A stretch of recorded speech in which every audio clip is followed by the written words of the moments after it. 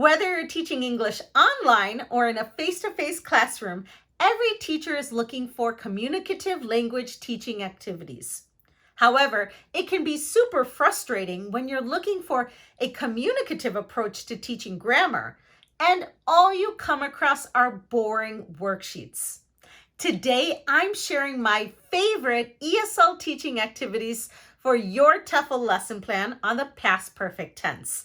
And what's even better is that these are the perfect communicative language classroom activities, which can be easily adapted to teaching English online as well. Now, if you need a quick refresher or if you've forgotten the past perfect tense, be sure to click or tap the screen for my tutorial on this tense, where I go through it in more detail in the video. Now, my favorite activity for teaching the past perfect tense is called the road trip. And as I'm based in the United States, I like to pre-teach what a road trip is and why it's such a popular type of vacation for many Americans. Now, of course, if you're teaching in a different part of the world, you can call this activity whatever you want. The first step is to put up a map of the United States. And of course, if you're teaching in a different country or a different part of the world, be sure to use a map of your country or a part of the world like Europe, South America, Africa, or Asia. Next, after I've put up the map of the United States, I like to go through the pronunciation of the different states. My students really like learning the names of the states, and it's a real doozy for them to see the difference between Arkansas and Kansas. Anyway, after we've done that, I like to tell my students that I took a trip from New York to Texas. I only give them the origin and the destination. Next, they look at Texas and I ask them what states surround Texas. So they will find New Mexico, Oklahoma, Arkansas, and Louisiana. I tell them that they're going to find the route that I took from New York to Texas, but they're going to start at Texas first. And I ask them where they think I had traveled to before I arrived in Texas. So I'm modeling using the past perfect tense. They might say, had you traveled to Louisiana before you arrived in Texas? And I would respond, no, I hadn't. They then repeat this drill. They repeat the question, replacing it with another state that surrounds Texas. Had you traveled to Oklahoma before you arrived in Texas? Yes, I had. After answering yes, I draw a short line between Oklahoma and Texas. This indicates the first part of my route. They then continue this process, but the simple past action is now Oklahoma. So, had you traveled to Arkansas before you arrived in Oklahoma? And we continue this process until I've drawn my route from Texas all the way to New York. The next step is I have the students write down their own road trips. I don't give them a lot of parameters. They can start and end in whichever states they want to. My only rule is that they must go through at least 8 different states. And this makes it so that the activity is not too short and not too long, but it's really your decision how long you want the activity to be. Once I had a student who took a road trip from New York to New Jersey, which as you can see from the map are right next to each other, but he went through 8 different states to get from New York to New Jersey. It was the most convoluted way of taking this trip.